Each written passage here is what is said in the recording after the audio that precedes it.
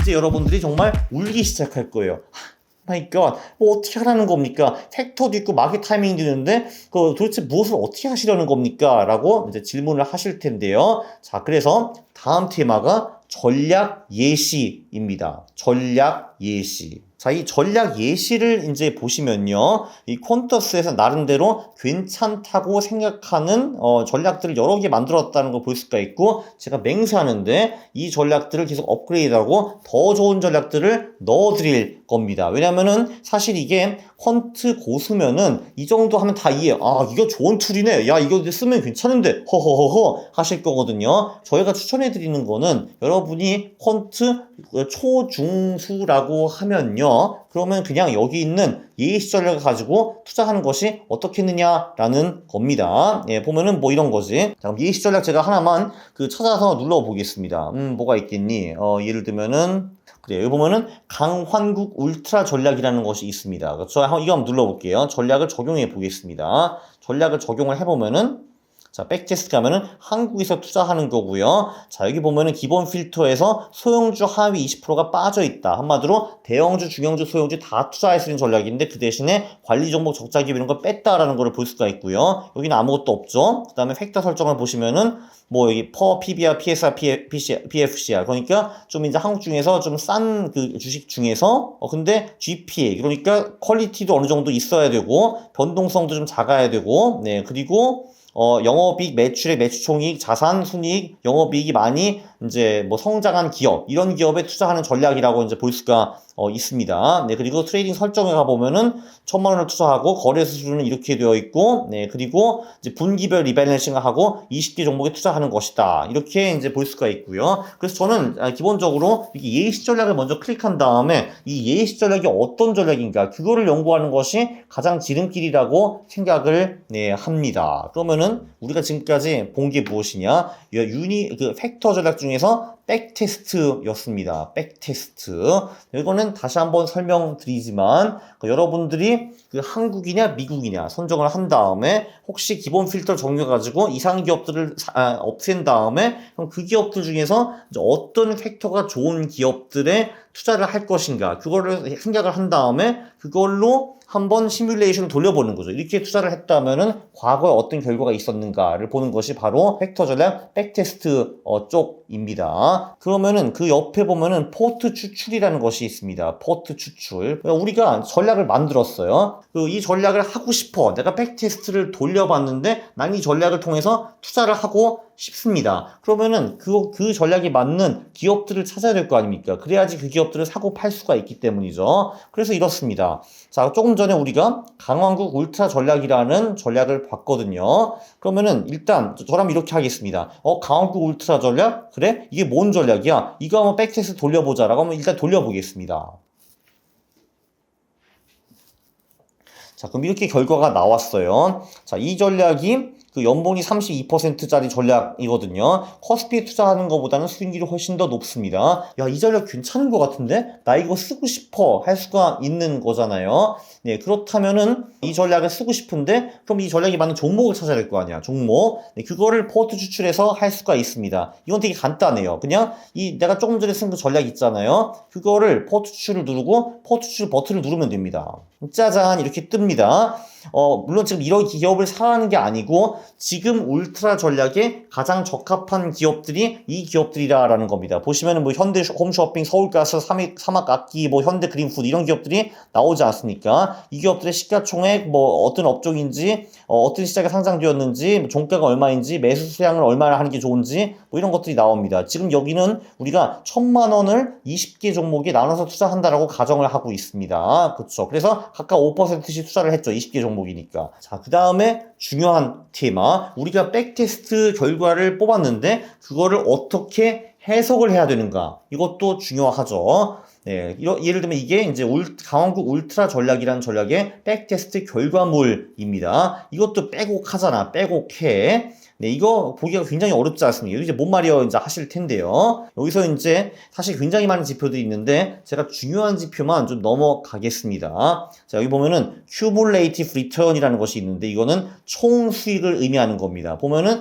이 전략이 2003년 4월 15일부터 2024년 5월 31일까지 약 22년 동안 백테스트한 결과라는 거를 우리가 볼 수가 있죠. 자, 보면은 여기서 그 연복리 수익률이 32%로 이제 나오고요. 벤치마크가 있는데 벤치마크는 한국 전략의 경우 코스피이고 그리고 미국 전략의 경우에는 S&P 500이고 자산 배분의 경우에도 S&P 500이 우리의 벤치마크 지표입니다. 그래서 코스피는 이 구간에 7.3% 수익을 냈는데 우리는 32.48%를 벌었다. 그것도 복리로 복리 CAGR가 복리란 뜻이거든요. 복리 32.48%를 22년 동안 벌면은 그 총 수익률이 38,124% 그러니까 380배로 우리 자산이 증가했다라는 거를 나옵니다. 일단 그러면은 이게 좋은 거야 나쁜 거야? 좋은 거죠. 왜냐면 코스피보다 훨씬 더 많이 벌었으니까요. 자, 그 다음에 중요한 지표가 뭐냐면은 MDD, Maximum Drawdown이라는 지표가 있습니다. 이거는 뭐냐면은 내가 이 전략을 실행하는데 가장 최대 손실이 얼마인가를 보여주는 지표입니다. 그게 52.97% 정도로 나와 있습니다. 그리고 벤치마크 코스피는 54.54%라고 나오는데 한마디로 코스피도 반토막이 난 적이 있고 우리가 사용하는 이 강원국 울트라 전략이라는 전략도 한번 재수 없을 때 52.97% 손실을 기록한 적이 있다라는 겁니다. 대부분 사람들이 요 CAGR 그러니까 연복리 수익이 혹해가지고 요 MDD를 무시하는 경향이 있는데 안 됩니다, 여러분. 왜냐면 아무리 아름다운 전략이라 하더라도 중간중간에 얻어 터지는 구간에서 너무 많이 얻어 터지면 사람이 너무 멘붕이 와가지고 이 전략을 포기하고 그냥 더 이상 안 쓰는 경우가 많거든요. 왜냐면 이 전략도 22년 동안에 버텨야지 이렇게 38,000%를 벌 수가 있는 거지 중간에 전략을 포기하고 나가면은 당연히 돈을 벌 수가 없겠죠. 자, 그래서 이 MDD는 무조건 낮은 것이 좋습니다. 우리가 여기서 뭐 마켓 타이밍 이런 얘기를 했는데 마켓 타이밍은 기본적으로 MDD를 낮추기 위해서 만든 겁니다. 자, 그리고 여기서 또 중요한 게 무엇이 있느냐 보면은 뭐 이런 게 있죠. 1년, 3년, 5년, 10년 올타임이라는 게 있는데 이런 거죠. 이 전략이 최근 10년, 최근 5년, 최근 3년에도 코스피보다 더 높은 수익을 냈는가 이런 거는 상당히 중요합니다. 왜냐면은 20년 수익은 되게 아름다워도 최근에 별 볼 일 없으면 이 전략이 더 이상 역할을 하지 못한다라고 볼 수가 있잖아요. 보면은 최근 10년 수익은 연복리 수익이 15%인데 물론 많이 줄기는 했지만 그래도 코스피 2.94% 보다 훨씬 낫다 이런 걸 볼 수가 있고요. 최근 5년도 마찬가지죠. 15대 5. 최근 3년 동안에도 이 전략이 수익률이 마이너스 0.3%인데 코스피는 마이너스 6%라는 거를 볼 수가 있습니다. 그 다음에 또 중요한 게 뭐냐 하면요. 가보면은 연 단위 수익, 연 단위로 코스피한테 이겼나 졌나를 이 원에서 볼 수가 있습니다. 플러스면은 이 전략이 그해 코스피보다 수익이 높았다는 거고 마이너스면 수익이 더 낮았다라는 거거든요. 여기서 보면은 이 전략 같은 경우는 2003년, 17년, 23년을 빼고는 늘 코스피보다 수익이 높았다라는 거를 알 수 있습니다. 그리고 그 다음에 이것도 되게 중요해요. Worst 10 drawdowns. 한마디로 이 전략이 안 먹힐 때 얼마나 얻어 터졌는가를 입증하는 지표들이고요. 네, 그래서 여기 보면은 2008년 6월부터 2009년 4월까지 이 전략이 굉장히 안 좋았는데 이때 52.97%의 손실이 발생했고 325일 후에야 비로소 다시 본전을 되찾았다라고 볼 수가 있습니다. 보면은 심지어 이때 이 전략이 지금 21년부터 지금까지 안 먹힌다라는 걸 볼 수가 있습니다. 21년 8월부터 지금까지 25% 정도의 손실이 발생했고 지금 1028일이 지났는데 아직도 본전을 만회하지 못했다라는 걸 볼 수 있습니다. 그러니까 그럼 이 전략은 최근 20년 동안 굉장히 좋았는데 최근 3년은 되게 안 먹혔다라고 볼 수 있죠. 그럼 이 전략을 실전에 사용하는 거를 좀 고려해 봐야지 않겠습니까? 그렇죠. 그리고 제가 또 많이 보는 거는 이거. 그 각각 2003년부터 24년까지 월별 수익률이 어땠는가. 그래서 정말 크게 얻어 터질 때는 얼마 얻어 터지는가. 뭐 이런 거죠. 2008년 10월에는 한 달 만에 마이너스 34%, 2020년 3월에 마이너스 11% 이런 거를 볼 수가 있습니다. 이런 걸 볼 수가 있고요. 그래서 이제 이게 이제 백테스트 결과를 해석하는 방법이고요. 자, 그러면은 우리가 지금까지 한 게요. 팩터 전략, 그 백테스트와 포트 추출에 대해 설명을 드렸고 10분위 테스트에 대해서 설명을 드려야 할 것 같습니다. 굉장히 중요한 기능이죠. 자, 이게 이제 뭐냐 하면요. 이 팩터가 우리가 지금 150개가 있지 않습니까? 그럼 여러분들은 궁금하실 겁니다. 이 팩터 중에서 도대체 뭐가 좋은 팩터인가라는 걸요. 네, 그거를 우리가 10분위 테스트를 통해서 검증할 수가 있습니다. 그걸 한번 해보겠습니다. 여러분들이 주식을 좀 하시면 이런 걸 아마 들으셨을 겁니다. 퍼가 낮은 기업의 수익이 좋더라. 그게 저평가된 기업이다. 이런 걸 들을 거거든요. 과연 그럴까요? 그런 거를 우리가 10분위 테스트를 통해서 알아낼 수가 있습니다. 뭐 이렇게 한번 해볼게. 자, 보면은 10분위 테스트 가가지고 유니버스 설정에서 한국 기업이라고 해보겠습니다. 한국 기업. 나머지 기본 필터 제가 일부러 한번 안 넣어보겠습니다. 그 다음에 다음 페이지 넘어가가지고 펄을 누른 다음에 여기서 그냥 이거를 뭐 1000만 원이라고 치고 리밸런싱 구간을 뭐 한 월별이라고 하고 검증 버튼을 눌러 보겠습니다. 여기서 말 그대로 이 검증이라는 거는 이 퍼라는 지표가 쓸모 있는가 아닌가를 검증하는 작업입니다. 그거를 우리가 10분위 테스트를 통해서 하는데 이렇게 지금 돌아가고 있죠. 네, 이렇게 결과가 나왔습니다. 이걸 클릭을 해보시면요. 자, 그러면은 이제 이런 식으로 엑셀 파일이 생성이 되거든요. 이렇게 생성이 되는데 오 마이 갓 이것도 뭐야 라고 하실 거거든요. 네, 걱정하지 마십시오. 오늘 볼 거는 딱 이거 하나밖에 없습니다. CAGR. 따단 보면요. 1분위, 2분위, 3분위, 4분위, 5분위, 6분위, 7분위, 8분위, 9분위, 10분위 이렇게 나오잖아요. 그쵸? 자, 여기 1분위라는 거는요. 대한민국에서 퍼가 가장 낮은 하위 10% 집단이라고 보면 되고요. 여기 10분위라는 거는 대한민국에서 퍼가 가장 높은 상위 10% 집단이라고 보시면 될 것 같습니다. 자, 여기서 이 숫자를 보면 느끼시는 게 뭔가요? 쭉 보면은 퍼가 낮으면 낮을수록 연봉 수익이 높고 퍼가 높아질수록 연봉 수익이 떨어진다라는 거를 볼 수 있습니다. 자, 그럼 그게 의미하는 게 무엇인가?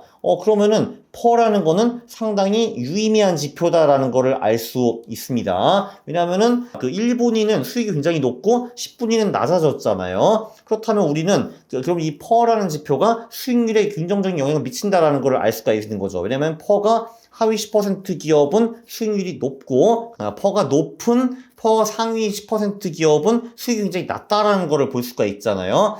그럼 우리가 이제 생각을 할 수가 있죠. 오케이. 그러면은 우리가 투자할 때는 저 퍼라는 지표를 같이 고려를 해야겠구나. 이런 식으로 생각을 할 수가 있습니다. 그래서 저는 사실 옛날에 여기 있는 팩터를 전부 다 10분위 테스트를 돌려봤습니다. 이걸 하면은 대충 어떤 팩터가 유의미하고 어떤 팩터가 별로 유의미하지 않은지 그거를 알 수가 있거든요. 자, 그래서 제가 이게 꿀팁을 좀 그냥 알려드리겠습니다. 꿀팁. 제가 보기에 유의미한 팩터들, 제가 한번 클릭을 여기 해보겠습니다. 저 10분위 테스트 다 돌려봤거든요. 이거 괜찮고요. 얘 괜찮고, 얘도 괜찮고요. 얘 좋고, 이거 얘가 괜찮은 편이었고, 네, 그리고 쭉 가보면은 얘도 나쁘지 않습니다. 얘는 나쁘지 않고요. 네, 그리고 뭐 이 친구 이것도 나쁘지 않고, 네, 그리고 얘도 괜찮고요. 얘도 괜찮았습니다. 이 친구도 괜찮았고요. 이 친구 아주 괜찮고요.